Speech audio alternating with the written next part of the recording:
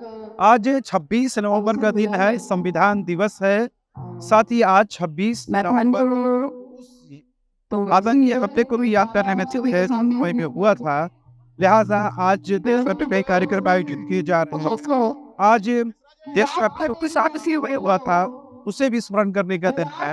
लिहाजा left party की तरफ से राजभवन स्थित धरना एक बड़ा कार्यक्रम आयोजित किया गया है, जिसमें विभिन्न जो लेफ्ट पार्टी है वो इसमें शामिल हो रहे हैं। महंगाई पर देख पाएंगे किस तरह से देशव्यापी महापड़ाव का आयोजन किया गया है। और 26, 27 और 28 नवंबर का ये 3 दिवसीय कार्यक्रम है और उसकी शुरुआत की गई है। और बड़ी संख्या में मजदूर तबके के लोग, समाज के निचले तबके के लोग, अन्य समाज से विकास की रोशनी से दूर रहने वाले लोग जो है वो यहाँ पर पहुंचे हुए हैं। और बड़ी संख्या में जो लेफ्ट पार्टियों के नेता हैं, देखेंगे पूर्व सांसद भुवनेश्वर मेहता है सीपीआई के, और दीगर नेता हैं, वो तमाम लोग यहाँ पर मौजूद हैं और तमाम लोगों से बातचीत भी करेंगे। लेकिन तस्वीरों के माध्यम से देखकर आपको अंदाजा होगा किस तरह से यहाँ पर बड़ी संख्या में है वो यहाँ पहुँचे हुए हैं। और उनके पहुँचने की वजह से जो लोग हैं खास तादाद जो बढ़ रही है। और तादाद के दिन किस रूप में याद करने की जरूरत है?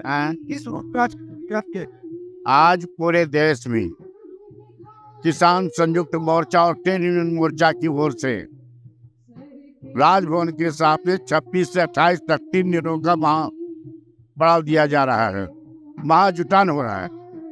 इसलिए कि किसान तबाह है, केंद्र सरकार की नीतियों के चलते किसान तबाह है। आप देखिए 11 महीने तक लगातार धरना दिया दिल्ली में, 700 किसान की मृत्यु हो गई। और तब नरेंद्र मोदी के में आया कि नहीं, अब किसानों की मांग को पूरा करना चाहिए और तीनों काला कानून को वापस लिया। लेकिन एमसीए भी लागू नहीं किया। तमाम मजदूर के अधिकार जो है उन अधिकारों को खत्म किया जा रहा है। जिस 12 घंटा से 8 घंटा के लिए लड़ाई करके 1885 में शिकागो के शहर में लोगों ने शहादत दिया और कानून बनाया कि 8 घंटा ड्यूटी करना है, उचित मजदूरी मिलेगा। और फिर ये केंद्र की सरकार 8 घंटा के जगह पर 12 घंटा करने का मजदूर का जो अधिकार है, ट्रेड यूनियन राइट, उससे सबको खत्म कर रही है। तमाम कल कारखाने जो पब्लिक सेक्टर में है उसको खत्म कर रही है और प्राइवेट सेक्टर में दिया जा रहा है। चाहे कोल इंडिया हो, सब संकट में है। एचईसी बंद है। दूसरी तरफ भी कई कल कारखाने, 50 बड़े स्टेशन दे दिया गया अडानी को। बंगाल से लेकर के गुजरात तक सारे बंदरगाह अडानी को दे दिया गया। इसलिए इस देश को मात्र 4 आदमी चला रहा है, अडानी, अंबानी, नरेंद्र मोदी और ये अमित शाह, जो चारों गुजरात के रहने वाले हैं। हम इन तमाम मुद्दों को लेकर के ये 3 दिनों तक यहाँ का जो किसान संगठन है, पूरे देश का जो मजदूर संगठन है, मिल करके नरेंद्र मोदी के खिलाफ, ये सरकार के खिलाफ आंदोलन शुरू किया है, महापड़ाव शुरू किया है। और 2024 में नरेंद्र मोदी को यहाँ से उखाड़ करके फेंकेंगे। सर, वाकई में आज क्या लोकतंत्र पर, संविधान पर, कॉन्स्टिट्यूशन पर डायरेक्ट हमला है? संविधान के बारे में क्या बोलते हैं? क्या संविधान पर हमला है? उस पर क्या प्रतिशोध किया जा रहा है, आघात किया जा रहा है कॉन्स्टिट्यूशन पर? आज 26 नवंबर है और इस देश ने 74 साल पहले अपने आप को इस संविधान को मंजूर किया।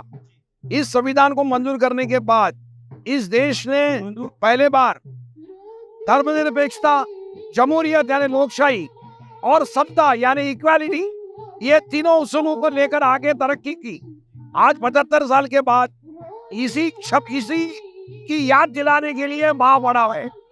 महापड़ाव का असली मकसद ये है कि हमारे पास जमहूरियत तो है, वोटिंग का अधिकार तो है, लेकिन वोट हमारा, राज तुम्हारा, इस तरह से काम चल रहा है। मतलब वोट आम जनता करती है, लेकिन राज जो चलाया जाता है वो अडानी अंबानी के जैसे कुछ लोगों के लिए चलाया जाता है। ये नीति खतरनाक है, देश के फायदे की नहीं है। ये बताने के लिए ये महापड़ाव है और इसीलिए किसान और मजदूर इकट्ठा होकर आज इस महापड़ाव का आयोजन कर रहे हैं और मोदी की जन विरोधी नीतियों का मुकाबला कर रहे हैं। तो आपने सुना किस तरह से बड़ी संख्या में जो लेफ्ट पार्टियों के नेता है वो अपना विरोध प्रदर्शन करने के लिए राजभवन के पास जुटे हुए हैं। लगातार इतनी बड़ी संख्या में लोगों के आने का मकसद यही है कि आज संविधान दिवस के अवसर पर उन तमाम लोगों को याद किया जाए जिन्होंने संविधान को बनाने के लिए, उससे इम्प्लीमेंट करने के लिए अपनी जानों की आहुति प्रदान कर दी।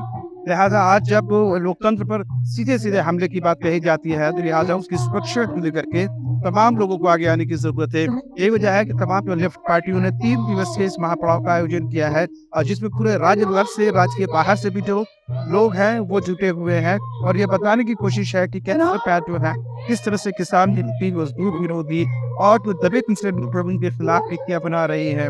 किसानों के नाम पे जिस तरह से बातें कही गई हैं कि किस तरह से किसानों को लेकर के कानून लाया गया, जिसका विरोध हुआ, और कानून को अल्टीमेटली केंद्र सरकार ने वापस से लिया है। तो ये बताने की कोशिश है कि किस तरह से लगातार जो है वो किसानों के ऊपर हमले हो रहे हैं। उसी हमले के विरोध में तमाम लोग हैं, लेफ्ट पार्टी बाईपास हैं, वो यहाँ पर पहुंचे हुए हैं, और ये बताने की कोशिश है कि आप आवाज दबने नहीं दिया जाएगा। सड़क से लेकर के सड़क तक आंदोलन किया जाएगा। उसी की आवाज को बुलंद करने की शुरुआत जो है राजधानी रांची के राजभवन स्थित और धरना स्थल से शुरू हुई है। अब हम रांची से हर्ष रिजेंसी फैमिली या फ्रेंड्स के साथ आउटिंग हो या रांची आकर ठहरना हो, या हो एनिवर्सरी, बर्थडे, मैरिज पार्टी या किटी पार्टी, या करना हो कॉर्पोरेट गेट टुगेदर, आपकी हर ओकेजन और मोमेंट को यादगार बनाने के लिए आपकी सेवा में तत्पर है hotel Harsh Regency. 26 AC and non-AC rooms, multi-cuisine restaurant for delicious foods। Hotel Harsh Regency में आपके लिए उपलब्ध है हर आयोजन के लिए परफेक्ट बैंक्वेट हॉल। होटल हर्ष रिजेंसी, स्वर्णरेखा पुल, हटिया, रांची। IIT जी नीट एस्पिरेंट्स के सपने को पंख देने आ गया है कंप्लीट सॉल्यूशन इंस्टीट्यूट। यहाँ है smart classroom, 1-to-1 doubt clearing session, ask the expert, video solution और भी बहुत कुछ। मतलब हम करेंगे आपको गाइड, बनेंगे आपके mentor. Foundation classes from class 6 onwards for your bright future. Visit complete solution institute.